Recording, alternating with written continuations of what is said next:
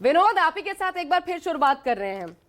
अब ये जो विदर्भ, कोंकण, पश्चिम महाराष्ट्र, उत्तर महाराष्ट्र, ये तमाम इलाके हैं, जरा एक एक करके विनोद ये बताइए क्या देखने को मिल रहा है। जो शिंदे गुट का कभी, शिवसेना का कभी दबदबा था, वहां पर भी क्योंकि एग्जिट पोल्स में आया है कि बीजेपी बाजी मारती नजर आ रही है। मराठवाड़ा में ये दिख रहा है कि ग्राउंड लूज कर रहे हैं शरद पवार।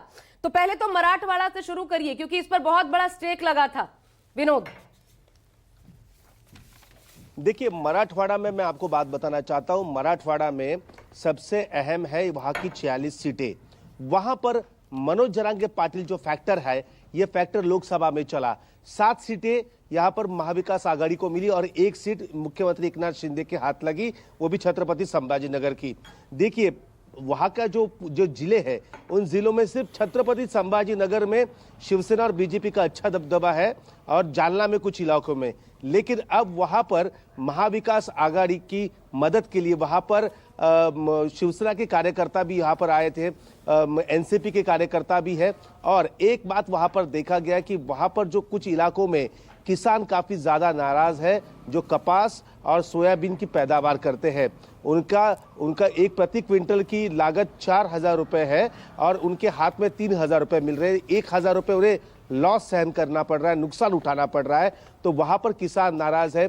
मराठा समाज अच्छी खासी संख्या में इस मराठवाड़ा में रहता है, फिर चाहे वो नांदेड़ हो, परभनी हो, लातूर हो, उस्मानाबाद हो, इन इलाकों में वहां पर मराठा समाज अच्छा खासा है। मनोज जरांगे पाटिल चुनाव में ना उतरने से इसका सीधा फायदा जो मैं समझता हूं कि वो महाविकास आघाड़ी को मिलता हुआ वहां पर दिख रहा है। अगर मनोज जरांगे पाटिल चुनाव लड़ते तो इसका सीधा फायदा भारतीय जनता पार्टी को होता था और भारतीय जनता पार्टी की बम्पर जीत वहां पर देखने को मिलती थी। लेकिन इस बार ऐसा नहीं है। मैं आगे जाता हूं, पश्चिम महाराष्ट्र। देखिए, पश्चिम महाराष्ट्र ये शरद पवार का गढ़ है और पश्चिम महाराष्ट्र में इस बार शुगर फैक्ट्री से लेकर जो तमाम लोग हैं वो भी चुनावी मैदान में है, जिन्हें शुगर किंग कहा जाता है। कोई एजुकेशन का किंग है उस इलाके में, वो भी चुनावी मैदान में है। पश्चिम महाराष्ट्र में मराठा समाज की संख्या लगभग 35% वहां पर भी है। तो वहां पर शरद पवार ने सबसे ज्यादा जोर पुणे और पुणे के बाद वहां पर सातारा और कोल्हापुर इन इलाकों में दिया है। सांगली भी उस इलाके में है। तो वहां पर शरद पवार अच्छा खासा कमाल कर सकते हैं।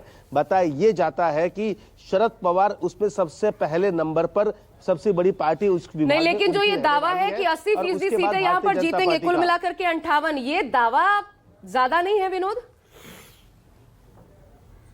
अरे दावा, देखिए, दावा तो काफी ज्यादा लोग यहाँ पर करते आ रहे हैं। कल एक सर्वे में मैं देख रहा था टीवी पर, तो एक सर्वे में उत्तर महाराष्ट्र वहां पर 37 सीट है और वहां पर महाविकास आघाड़ी को सिर्फ 7 सीट दिखा रहे हैं। ये कतई संभव वहां पर नहीं हो सकता, क्योंकि उत्तर महाराष्ट्र की मैं बात करूं, नासिक में महाविकास आघाड़ी का सांसद है, दिंडोरी में वहां सांसद है, धुलिया में सांसद है, नंदुरबार में सांसद है। तो ज्यादातर इलाकों में उनके सांसद वहां पर है और वहां पर 7 सीट किसी इतने बड़े दल को मिलना ये मुश्किल लगता है। लेकिन वहां पर उत्तर भारतीयों का दबदबा भी तो है विनोद।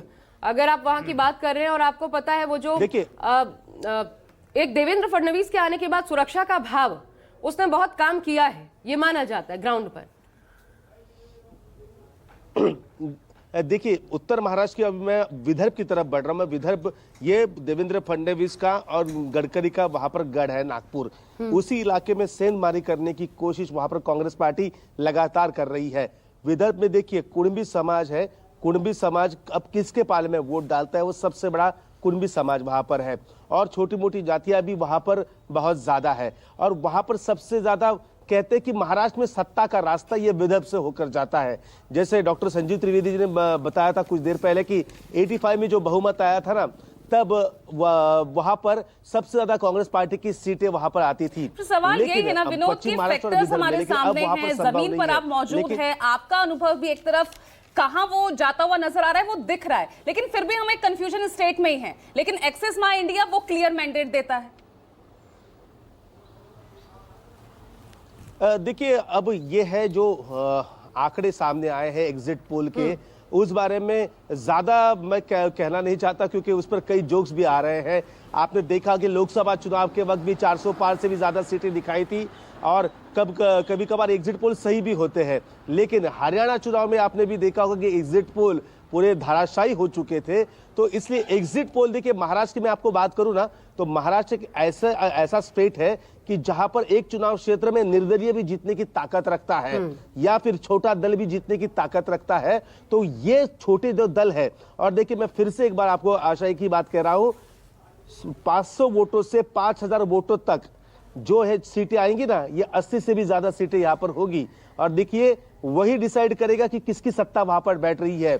मैं ये मान सकती हूँ विनोद, क्योंकि आपने ये भी कहा था 67% के करीब इस बार महाराष्ट्र में वोटिंग होगी, तो आप जमीन पर रहकर, और वो हुआ लगभग 66 गया, तो वो जमीन पर रहकर आप देख रहे हैं, उस हिसाब से आपका एनालिसिस है। लेकिन